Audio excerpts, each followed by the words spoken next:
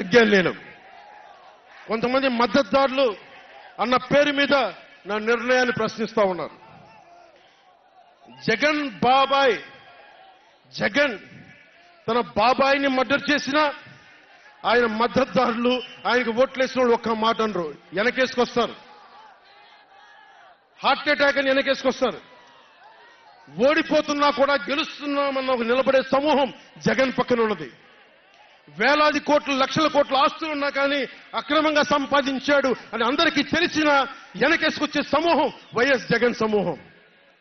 ఇక్కడ నేను ఏమి చేయకపోయినా, ఏ మాటలు జగన్ నిలబెట్టుకోకపోయినా అద్భుతం, ఆహా ఓహో అనే సమూహం జగన్ వెనక ఉంది.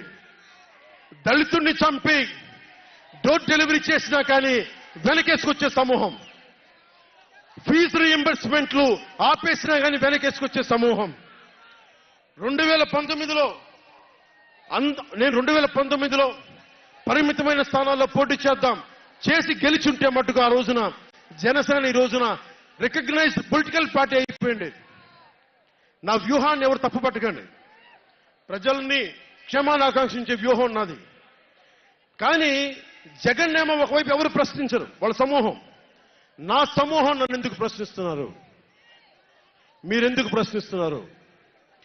జగన్ మర్డర్లు చేసినా, వారి అనుయాయులు మానభంగాలు చేసినా, దోపిడీలు చేసినా, దారుణాలు చేసినా అందరూ జగన్ వెనకేసుకొస్తారు. నేను నా డబ్బులు తిన్నానా? వేలాది కోట్లు సంపాదించానా? పదవులు అనుభవించానా? ఏం అనుభవించాను నేను 10 సంవత్సరాల నుంచి? అవమానాలు, తిట్లు తప్ప ఏం తిన్నాను నేను? ఏం సంపాదించుకున్నాను? కష్టపడి డబ్బులు సంపాదించుకొని పార్టీలకే కదా పెట్టింది నేను. నన్ను ప్రశ్నిస్తారు మీరు నిజంగా మటుకు నా మద్దతుదారులు అయితే నన్ను ప్రశ్నించకండి. నా వెంట నిలబడి నాతో పాటు నడవండి, మా జన సైనికుల్లాగా, మా వీర మహిళల్లాగా. ప్రశ్నించకండి నన్ను. ఎవరికుంది ఓపిక? ఈ దేశం కోసం సగటు మనిషి